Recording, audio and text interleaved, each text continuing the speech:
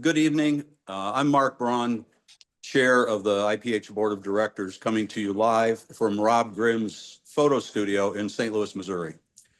We welcome you to our first cross-platform social media event, where we proudly announce the International Photography Hall of Fame's class of 2025, and thank you for helping us celebrate our 60th anniversary.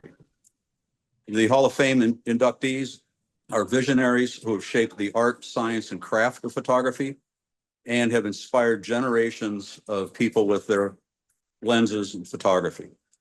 As our organization continues to evolve, we're expanding our international presence with the establishment of an international advisory committee and strengthening our partnerships with organizations like the Association of International Photographic Arts Dealers.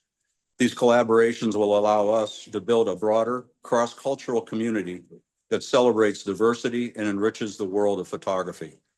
In addition, we're expanding our virtual and in-person programming while continuing our competition series through the rest of this year.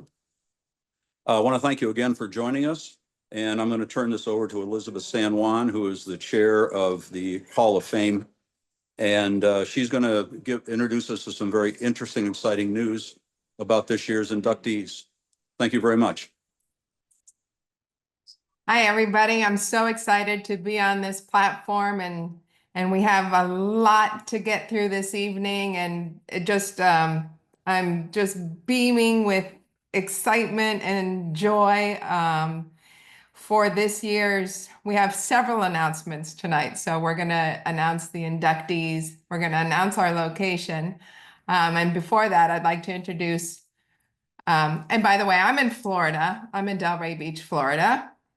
Mark that just spoke is in St. Louis, and my partner in crime on the board is Frederick.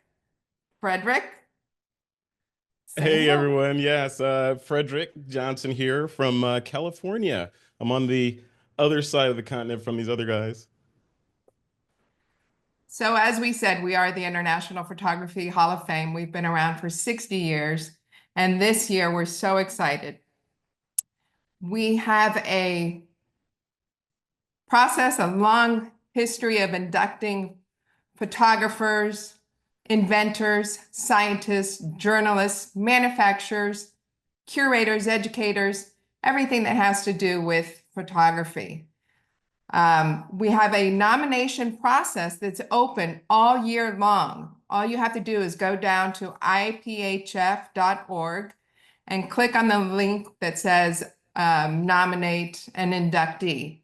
We have different categories. It's not just for the Hall of Fame. We do have the Hall of Fame, which is the grand dame, if you want to call it that. And then we have visionary awards, leadership awards, point of view awards. So as you're hearing this, there may be people that come to mind that you think are deserving of such award. And we would ask you that you visit our website and nominate. It's not a one-time thing. It's open all year long, so you have ample opportunity to nominate somebody. The way the process works is our list of nominees goes out to over 200 people, former inductees, curators, museum directors. The list is extensive. It's over 200 long. Then there's a voting process, and that's how we get down to the 6 or 7 people that we induct each year. It varies year to year, but we try to keep it at a less than 10, let's say. So we're very excited this year to announce our inductees, 2 of which are here this evening with us. David Burnett, Keith Carter, Edgar Cowens, Sheila Metzner, Lee Miller, Stephen Shore. I'm just tickled. I get goosebumps because I'm so excited to have these folks recognized by their peers. And I am a huge fan of most of these folks that are on the list I recognize. So I could say that I'm a huge fan of their work. So congratulations to those inductees. we have with us this evening the gentleman that will be hosting IPHF this evening, and our event October 10th through the 12th. And while we've had it over the last 10 years, let's see, 2013, 25, 13 years in St. Louis, given the COVID times where we didn't have an award ceremony in person. It has been in St. Louis, but we are the International Photography Hall of Fame, and we are trying to expand our reach both nationally and internationally. So we thought we would take an adventure this year and just visit our neighbors in Indianapolis. So I'm excited to say that we are hosting our event this year, our 60th anniversary in Indianapolis. I would like to introduce Mark Williams that can tell you all about this fabulous venue. We're very excited to partner. I do have to put in a little blurb though that a friend of photography, a great photographer, an ambassador of photography, Kevin Raber was the catalyst to us going to Indianapolis. Unfortunately, Kevin passed not too long ago.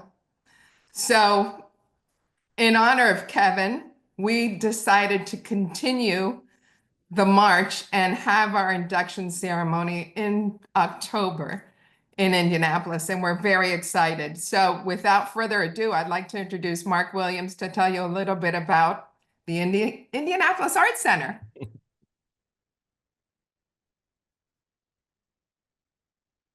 Mute yourself.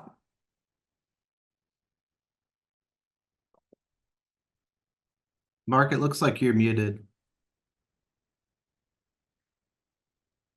Thank you. I think I'd be used to this Zoom by now, right? Still the old guy, but thank you, Elizabeth. I think Kevin would be thrilled that we're carrying this on and hosting it here at the Indy Arts Center. He was such a fan.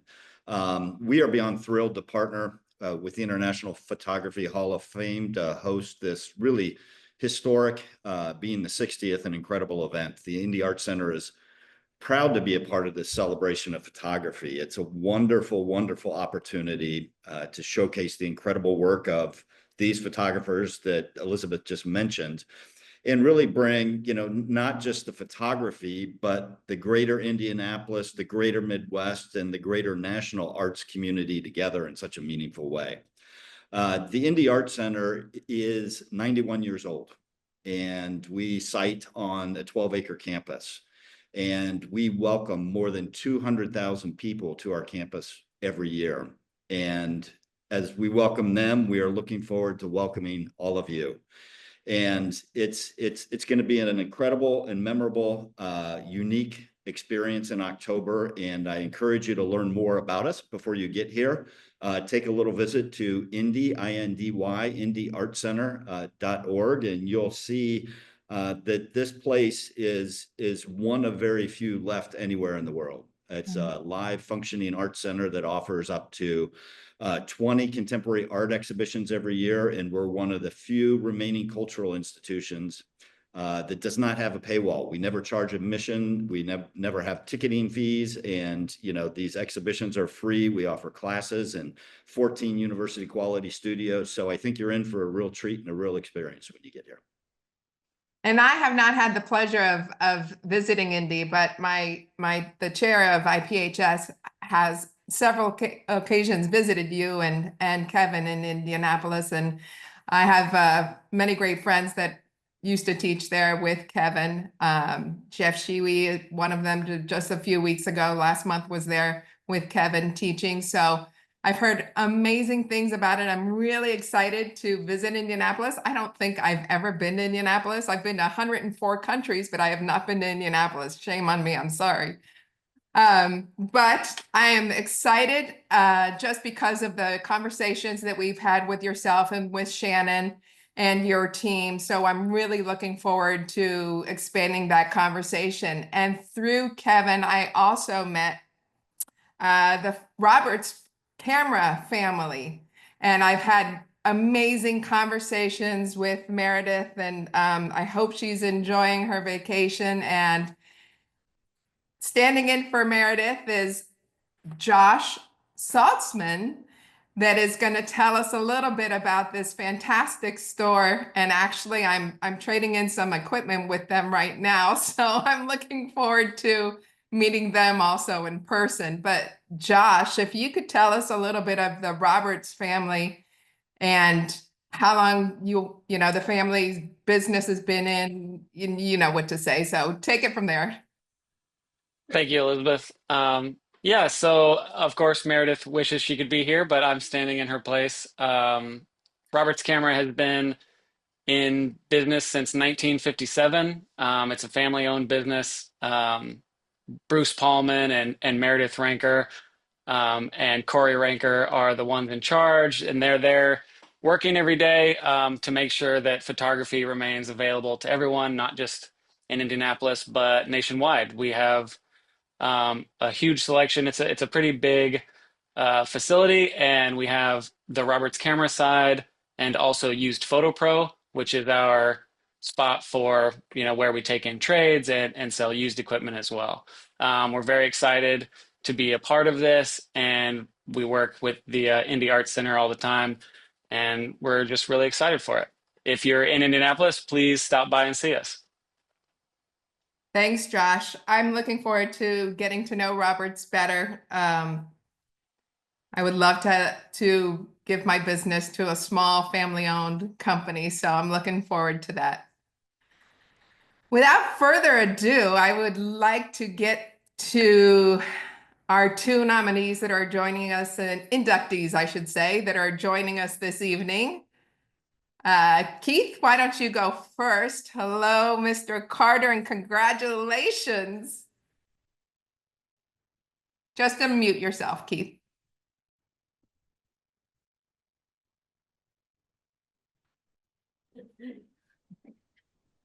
Okay, am I live? You're live. Well, thank you very much. Obviously, I appreciate the thought, and it's delightful to be with you, and I look forward to visiting Indianapolis. I've not been to as many countries as yourself, but I have been around a while and never been to Indianapolis. So That makes two of us. Let's see. And since I have just a chance to say hello to David Burnett, I've loved your work for like decades. So there, okay. One of the great journalists. David, congratulations on your induction and welcome to the club, as they say. Please unmute yourself and introduce yourself. Okay,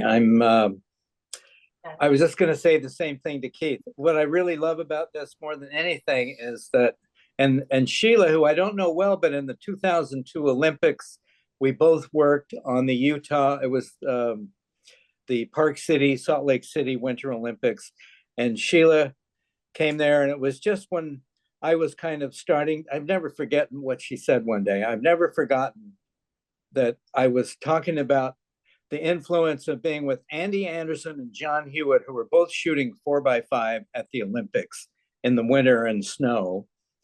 And Sheila said, well, I shoot 35 millimeter, but I shoot like it's 4x5. And I thought, man, that's one to keep and think about. But Keith, I've loved your work forever. And it's very moving to be on the same list that you're on, and the others too. I mean, it's, I kind of thought once I got cut from high school baseball in the 10th grade, I never really thought I was going to be on anybody's Hall of Fame. So I'm happy, very happy to be here and looking forward to Indianapolis, where I've been also to about 105 countries, 4 or 5. And, but I have been to Indianapolis, although only, briefly. Never made it for the 500. And I'm a kind of a race car junkie loving guy, but I never made it for the big race. But Indy has got a lot else going on besides that. So I look forward to it. Well, I will say that last year we inducted Sam Abel, Eve Arnold, Paul Caponegro, Richard Misrach, Martin Wow. Parr, Ann Wilkes Tucker, and the Visionary Award went to James Ballog, and it was a wonderful evening. It was just fantastic. You could imagine the Pretty conversation, good. the That's a good speeches. list. That's a good Yeah. roster. It was a good roster, and we're looking forward to this year. Frederick, what can you ask these gentlemen for this year's induction? Well, first of all, congratulations. I am the new kid on the block to the board, and I'm in awe at. And first of all, I've been on the I guess the tool side of photography for many decades, from Adobe to Apple. You know, working on the Lightroom and Photoshop team, to Apple on the Aperture. Remember that? And the iPhone team back in the day. And I sort of cut my teeth in photography in the military as a combat photojournalist for 8 years. So I kind of grew up as a creative professional, admiring the work of this ilk of photographer, and it's an honor to be in the same Zoom with you guys, let alone be on a board that has something to do with honoring you. So I just wanted to put that out there first. And my question would be for you, either one of you can take this. What would be your advice, having walked through the kind of different iterations and machinations of the art form of photography, and seeing where things are sort of trending, whatever your perspective? What would be your advice to creatives, including photographers, on how to make sure they stay the course and keep their vision strong? David? Okay, I'm just going to go back to my very basic thing. I just taught a workshop out in Palo Alto a couple of weeks ago, and I kind of ended up at this one maybe 2 or 3 workshops ago, and we were talking about, well, what is it that gets you going as a photographer? And it's like, oh, I want to be a photographer, and I'm studying, I'm out there shooting and stuff. I said, there's only one thing that is going to make you a better photographer, and that is to go be a photographer. Get out and shoot, and whatever it is that you is on your list of what you want to shoot, just go for it, and don't let anything get in your way. And you will discover these things that cannot be taught. They have to be discovered. There's so much of it about it is self-discovery, I think. And just get out of the house, as uncomfortable as it might be sometimes, and just have a camera, have whatever the gear is that you think is going to be right for you, and don't be afraid to experiment. I mean, I started shooting 4x5, 25 years ago, and discovered, I mean, I was already 30 years of shooting, and then all of a sudden, like, wow, this is pretty cool. So, and between the great gear that we have now, I mean, I'm a Sony guy, but there's so much good material out there now that all the excuses we used to have about why things didn't work, they're getting a little harder to find. So you just have to make it all about the inner core energy that gets you out and looking and seeing, and don't stop seeing. Love it. Don't stop seeing. That's the quote. Yeah, there it is. Well, it's hard to, the hard part is sometimes you can't turn it off when you wouldn't mind turning it off. But you'll never turn it off once you get there. Yeah. Great answer. Well, I'll turn it back over to you, Elizabeth. Well, I would like to know, Mr. Carter, your journey has been incredible. You're an educator, a photographer. What has been your proudest moment, if you have a definitive moment that you're like, this fills my spirit. This, what is it that is your feather in your cap? Well, I want to back up just for a second to add to David's. I think if you can find, if you're interested in it all, photography, find your subject matter. What do you love to work with? What do you love to make photographs of? And you'll continue.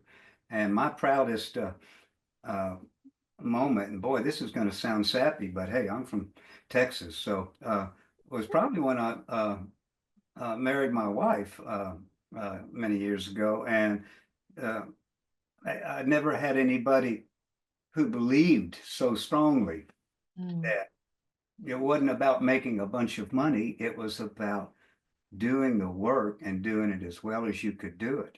And that was a breath of fresh air in my era. So, you know, basically the good things that have happened to me have been partially due to the love of the work and partially the help of other people. So that's the truth. Yeah, I think that's you know, I think it's important that people recognize that one aspect. I remember listening to Paul Caponigro tell me how he started photography, and it was, you know, someone saying, "Hey kid, go with this guy and he'll teach you something." And then the other person said, "Hey kid, okay, you're done with him. Come over here and let me, you know, come work in my studio." And it seemed, it was so seamless. It seemed, you know, that the universe just kept on opening doors. Of course, he's an incredible talent also, but he had that help, right? To start his career where people were willing to share their knowledge and their passion with him. And then he did the same. I mean, I He was was my speaking with favorite. him 2 weeks before he passed, and it was just such an inspiration always to speak to him. And I think it's, I always marvel at I call them my little angels that have helped me on my journey. And it's really so gratifying. He was great, Yeah, he was. really great. Gentlemen, do you have any questions? It's an open forum. We're live. Feel free to ask questions. It's an open discussion. There is no formality here. We're all family now. Which is better, Nikon or Canon? What do Or you Sony? think? What do you think? Neither, none of them. They're all great. They're just, No, you know, this is, I they're, would they're say means this. to an end. You know, it's very, there was a time, you know, I started shooting in the 60s. I went to Vietnam in 1970 as a freelancer. At that point, everybody had like the field gear was an M2 or an M3 Leica right here, and then a Nikon on each shoulder or some version of that. And it was like when you got that Leica and when we got that second Nikon, I mean, all these things where you were building, and there were very few options. I mean, Pentax actually made a pretty good camera, but changing lenses under pressure with that screw mount was challenging. But there's always been great gear out there. And the thing is now, the level of everything from Panasonic and Fuji and all the way down the line, you have to just find what feels good to your eye and what feels good in your hand. And it's one less thing to worry about. And, you know, somebody asked me a couple of years ago, and I was starting with the A9 Sony's, and I'm looking through the mirrorless viewfinder, and they said, well, how long did it take you to get used to the mirrorless finder? I said, look through there, I'm looking at the file. It took me about 30 seconds to get used to it. I mean, it was basically immediate. It's like all of a sudden you've cut down so much of the stuff between what it used to be between when you would shoot a roll of Kodachrome and 5 days later you were looking at it on a light box, and now you're looking at it instantaneously. Maybe there are times when it's not the best thing. Sometimes having that little time for things to grow between when you shoot it and when you look at it was not a bad thing. But there is something quite wonderful about seeing what those files are going to look like as you shoot them. Yeah. And then I kind of mix that with with my 4x5 black and white film. So it's like a little bit of each one kind of keeps me going.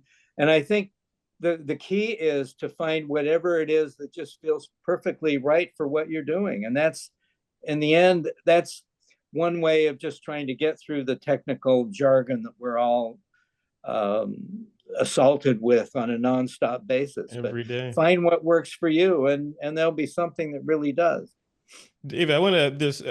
You mentioned one thing I wanted to have you expand on, or the group even. But the idea that that feedback loop from the time that you press the shutter button to the time that you actually see the final realized image used to be quite a while, right? In some cases, Or almost never. I mean, yeah, or never. Yeah, realistically, never. Yeah. instantaneous what it is what we have today. You know, it's you hit the button, you can see it. Do you think the shortening of that feedback loop has made photographers better or worse?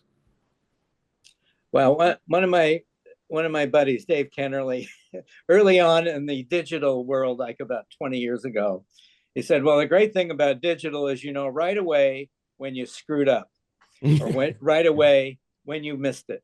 And in fact, that's a really it's very apropos, because before, when it was the film world, you kind of had to have a little bit of faith to keep going. I mean, I can't count the number of times that I was someplace other than New York, usually, you know, out of the country, and you'd find a way to get the film shipped to New York, and then it would, you know, we used to joke about the requisite getting the film onto the Fleet Messenger morning run out to Fair Lawn, New Jersey, to the Kodak lab, so you could see your Kodachrome within 24 hours. That was like a big deal. Otherwise, it was 2 days before you saw the film, and you know that has all been crushed down to like the moment that you shoot the picture now. So I'm, you know, maybe there's that element of pain and suffering that we all should be going through to a greater degree. On the other hand, you know, at least,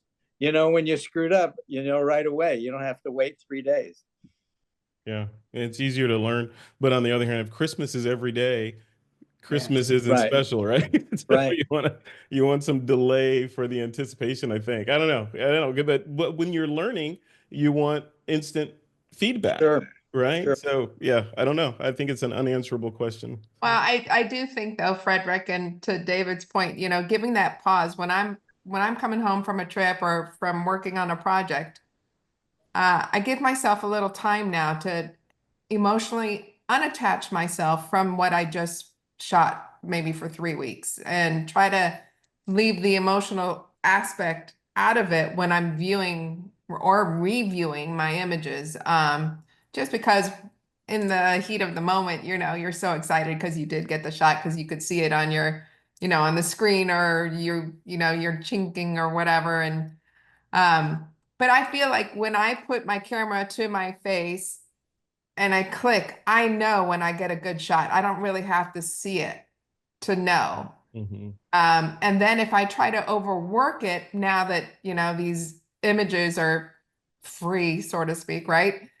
But then you get bogged down with editing and deleting images that you tried to work or rework. And usually for me, it's the first image that I take that is the best one. And I don't know if you guys have had that same situation, but when I switched to digital, I don't know how many images I was photographing, and I was like, oh my gosh, I quickly realized that I hate being behind the computer going through all of them. So I've slowed my roll, so to speak. So now I'm much more cautious. I pretend that I have a roll of film in my in my camera and don't shoot away.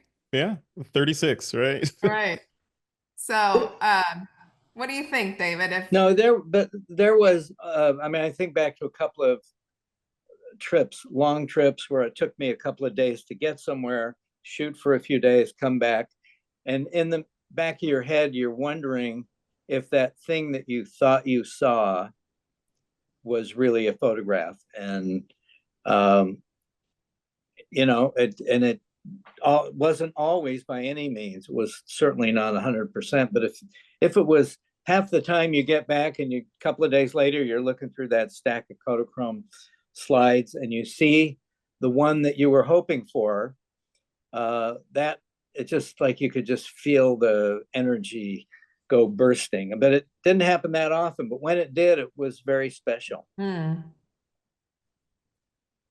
Keith, with your style of photography, what have you encountered that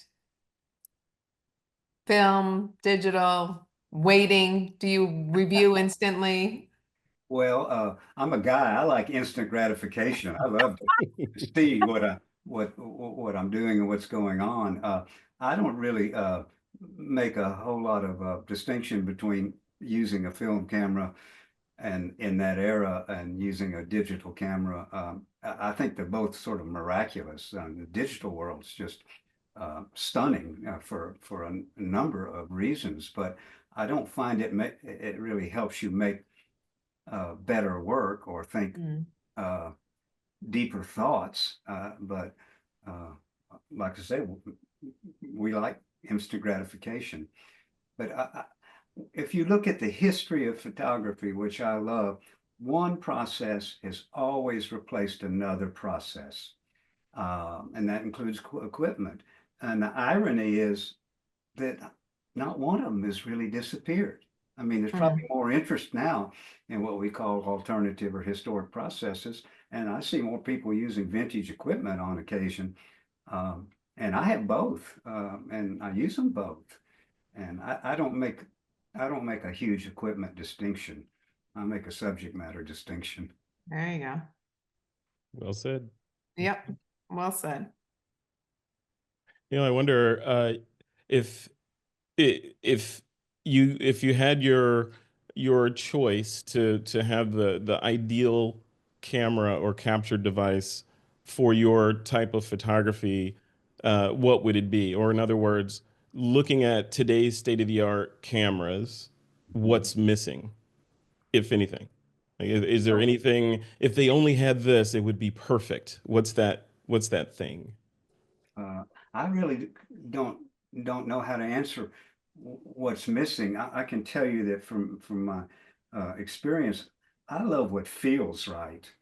You know, it's not a big distinction on the equipment. I think most lenses today have more quality built into them than most people get out of them anyway. Besides, I like short depth of field, so it's not that critical in some respects, but mostly I used for many years the Hasselblad. I thought it was a beautiful design and I could handhold it or use it on a tripod. It was reasonable, and the size of the scale of the negative was good.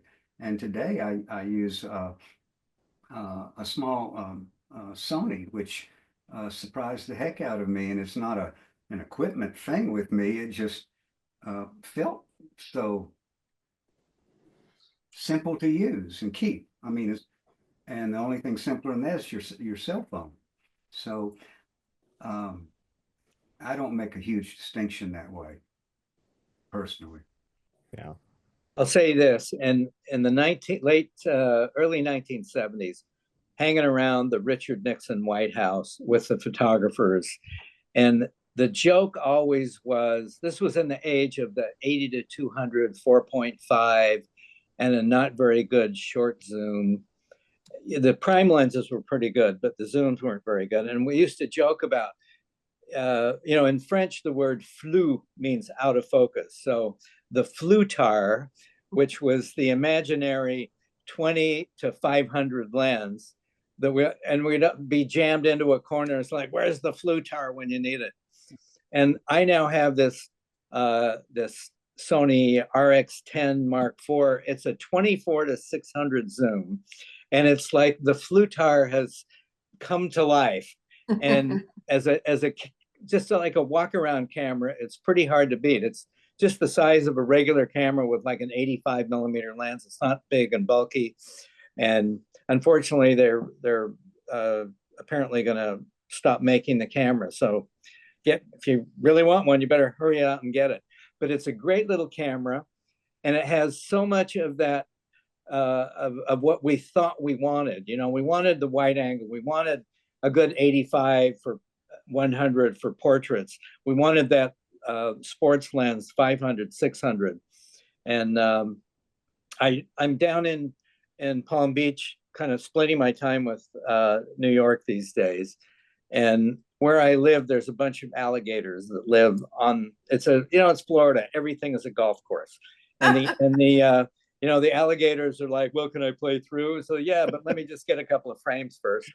And like just kind of wandering around with that 24 to 600, you can really poke into the like, for one brief moment, you think you're back in Mutual of Omaha's Wild Kingdom, and you're really just in the garage, you know.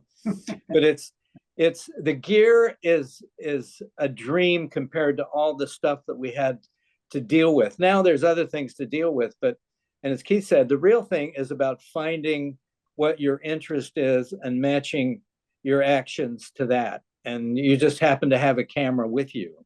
But it's not first about, I mean, the cameras are great. If you're going to be a photographer, unless you can take something and just hold it to your forehead and make a picture.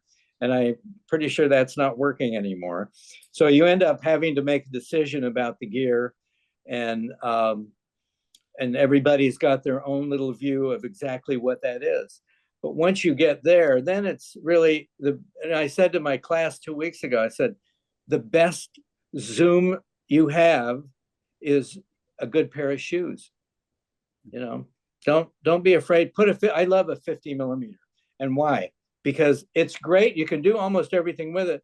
But when you have a good pair of shoes and you can motor around and be where you got to be to make that picture with a 50, then you've kind of accomplished something. You know, it doesn't require you know, long lens this or super wide that, or, you know, don't get your feet in the picture. It's just a 50. It's just like looking like a person looks.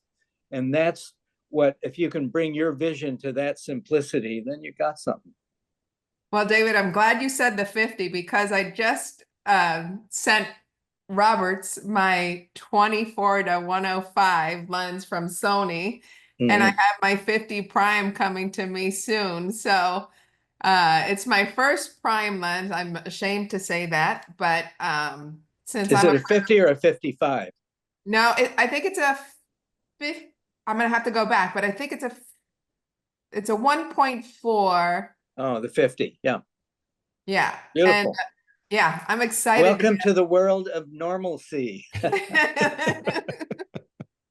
I'm giving up taking the easy way out, right, with my Zoom, and I'll use my feet more Well, often. everything has a place. Everything in your bag should have a reason to be there.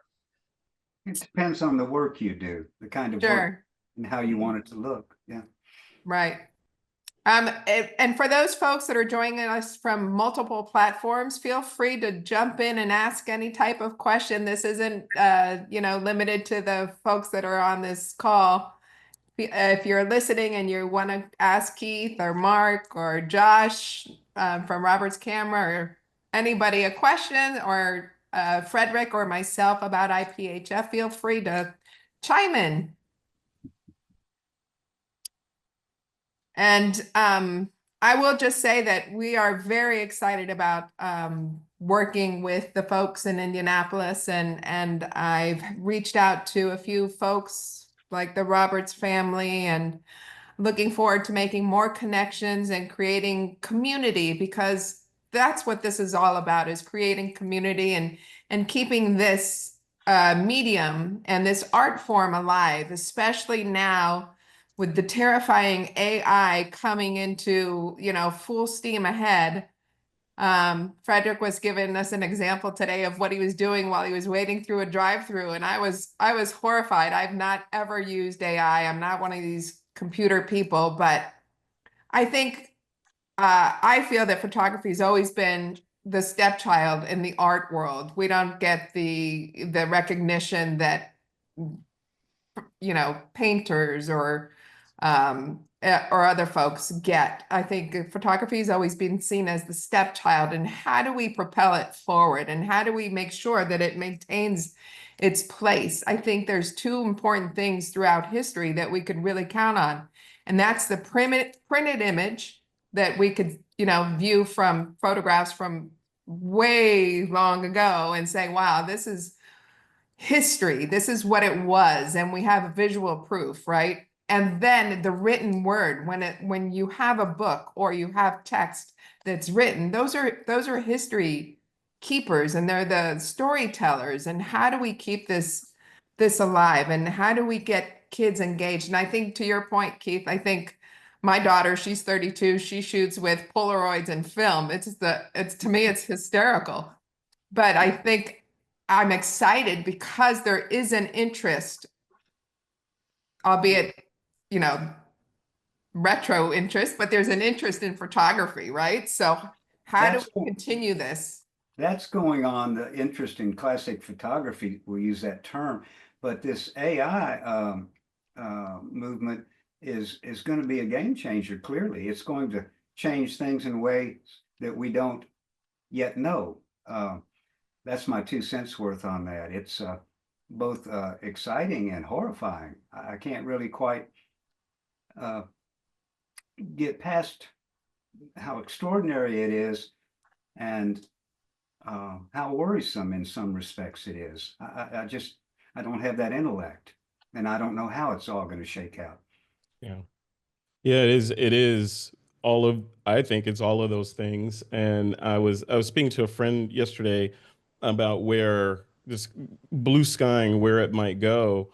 And because we're with these tools, what used to take years and sometimes a lifetime of learning and mistakes and perseverance can now be done in a drive-through, you know, in some cases from the inception of an image all the way through to even publishing a full article with text and illustrations and all the things, right? You can anyone can do it. So I think we're in this kind of no man's land now, all creatives, about how do we embrace what is obviously coming. We're not going to wish it to go in a different direction like an asteroid.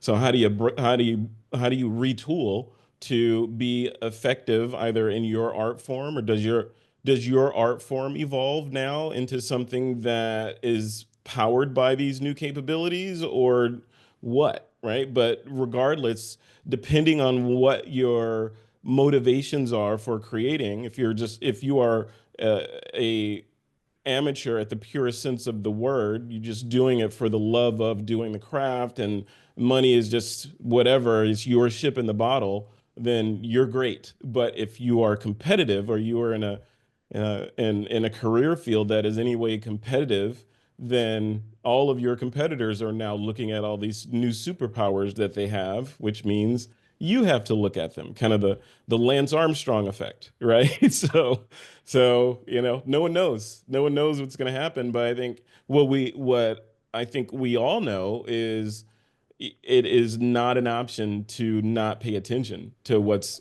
happening. I agree. You know, you have to stay informed. AI is the elephant in the room. None of us know exactly how it's going to change Yeah. things. Or that's Mhm. how I look at things, which is why we need people like David. You know, Absolutely. Yeah. Absolutely. or sense of history and great archive, and keeps working all the time. It's not so much about the camera or the lens or the process as it is, what do you find interesting? What do we care about? What's historical and what's going to stand the test of time? Who do you love? Why do you love it? Yeah. All that stuff. So it's not Computers have no intellectual. vision. They have no vision. They have no historical knowledge. Well, they have all the historical knowledge, but they don't have the historical feeling of what accompanies that knowledge, Yeah. right? So we do. So it can only regurgitate the things that it already heard about, whereas we can have brand new ideas and feelings and express those. I think this wave of change in creative industries is hopefully going to push that part of it forward more, the storytelling and the artistic feel and all of that, versus just the technical and being, you know, how great can you render this dragon, right? So I don't know. Another reason why we need good teachers like David. We Yep. need people to impart this information. Absolutely. Absolutely. You know, a couple of years ago, just the year before he passed away, but the longtime one of the picture editor before that had worked at Time Magazine for about 30 years, working his way up through the photo and layout department. But Arnold Drapkin, who we a bunch of his photographers, which included me, decided to throw him a 90th birthday party down in Boca Raton. And people came from Montana and California and Hawaii. I mean, they all came, all of those photographers who he had put out in the world to go cover things. And in my little remarks, I just said, Arnold, I just want to thank you. I mean, I've thanked you a million times, but the older I get and the more I reflect on it, the most important thing that you enabled us to do was to get out there and create the work. Because without the push to get out there, I mean, we would have all been doing things here and there, but it wouldn't have been to the level and the historical importance of what it was, you know, whether it was the coup in Chile, the Iranian Revolution, the list goes on and on.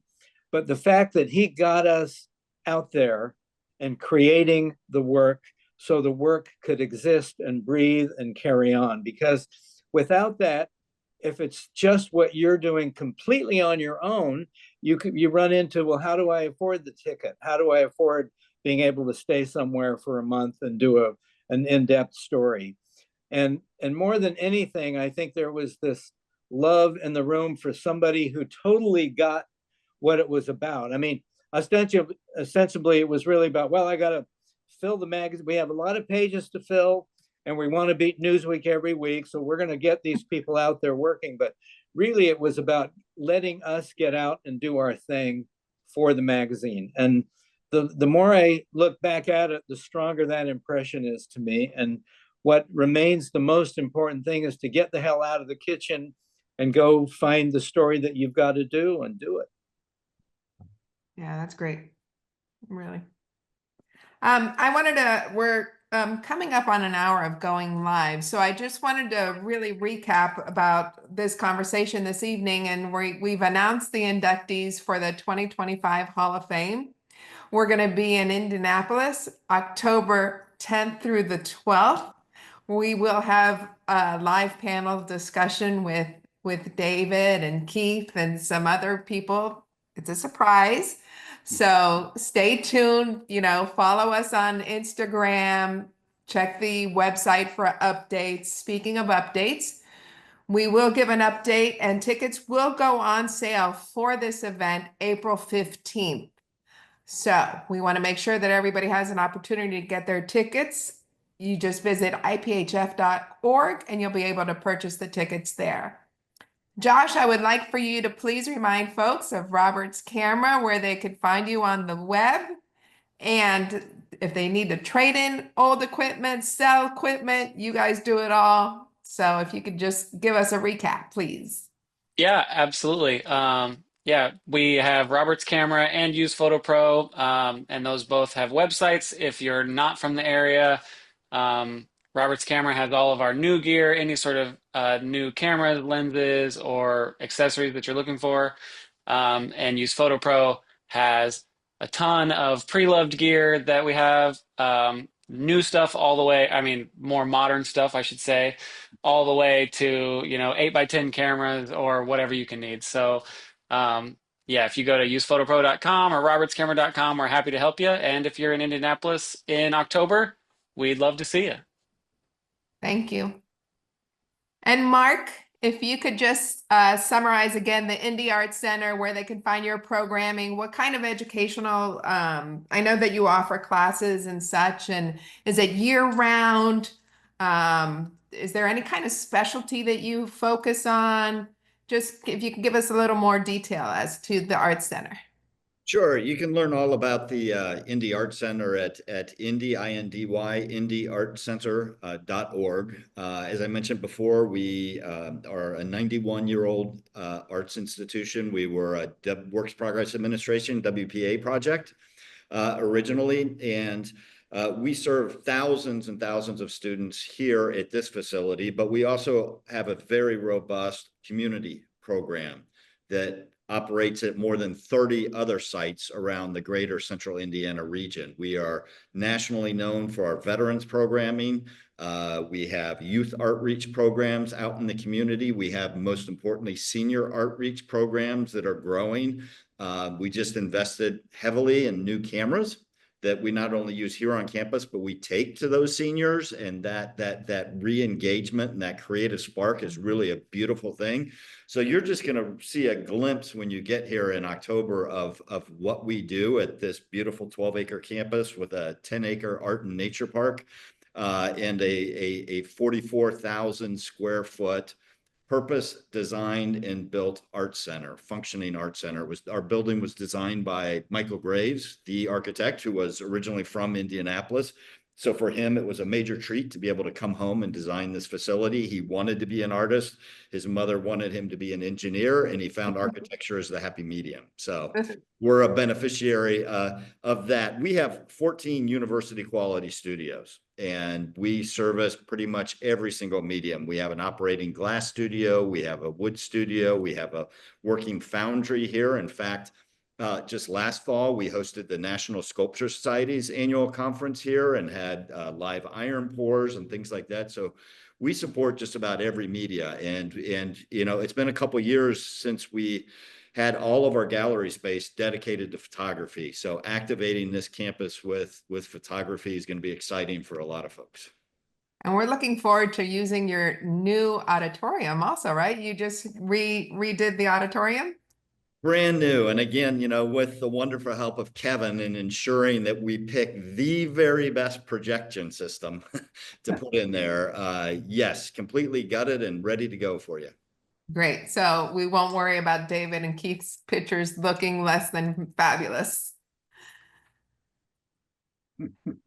So I just wanted to say again, thank you so much, gentlemen, for joining us this evening. I am tickled pink to honor you this fall, and I look forward to getting to know everyone better. It's always great to build on the community. You can get involved with International Photography Hall of Fame in so many ways. Again, we have a place for you to nominate. Open year round. There is no limit. You can nominate one person. You can nominate 50 people if you want. There is no limit. We are looking for educators, curators, scientists, photographers, nationally and internationally. We need to recognize the folks that are doing the heavy lifting internationally also. So if anybody comes to mind, please fill out the form. We do have an advisory board that is in the works that will be launching soon. So we're looking for folks from all types of industry. It doesn't have to be photography. If you're great, you know, at crunching numbers, or if you have, you know, connections that are corporate connections that you think would be a good fit with IPHF. Of course, we're looking for sponsors. We're a nonprofit just like the Indie Art Center is. So we live off of donations and sponsorships. So if there's any affiliation that comes to mind where you think people would like to see IPHF continue for another 60 and plus years, please, you know, reach out to us also. And if you are wanting to meet these gentlemen and these ladies, because there are ladies inducted this year in person, please come to Indianapolis and say hello to us and join us for the festivities. Again, we're going to have a panel on the 10th, and the induction ceremony is on the 11th. So you have plenty of opportunity to speak to David and to Keith and to get these folks that will be attending. And there's going to be many more other, you know, other great photographers and people in the industry that will be attending this event. So come and mingle with us. Frederick, any final words that I've missed that you want to add to? No, I think you've covered it really well.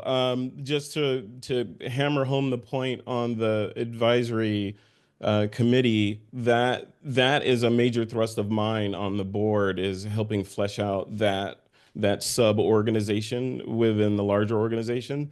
So yeah, just to reiterate, if anyone knows anyone that is that might be a fit, and please forward them on, fill out the form on the website, and definitely come hang out with us at the, you know, at the end of the year. I think it's going to be great.